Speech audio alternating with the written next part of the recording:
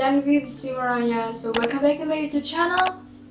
So, for today's vlog, ang gagawin ko is Thrift Flip. So, kung nakikita nyo itong suot ko, ayan, gawa ko po yan. And ito, isa sa mga perfect ko sa tingin ko, or sa tingin ko lang na nagawa ko sa buong buhay ko in my whole entire life. So, Thrift Flip means your old dress, shirts, whatever you have in your house na mga damit na hindi mo na nagagamit, pwede mong gawing bago, like this. Ayan. So, ito kasi nauna ko nang ginawa. Nauna ko na siyang tinahi. So, kumuha ko ng mga ideas on Pinterest. So, yeah, you can go on Pinterest and search for more pictures na marami daw mga ideas na pwede nyo makuha.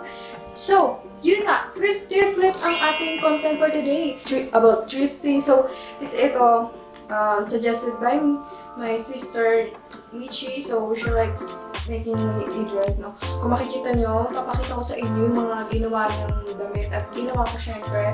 So, pwede nyo panoorin yan, okay? Bye!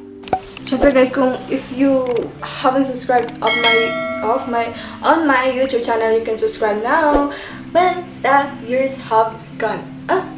What I say? Just kidding. So, ayun. Nag-i-English po ako. Yan. Hindi ko alam kung tama ba yung English ko or mali. Kasi it's hard to speak. It's hard to speak. Yes. So, ayun. Tara na. Let's go.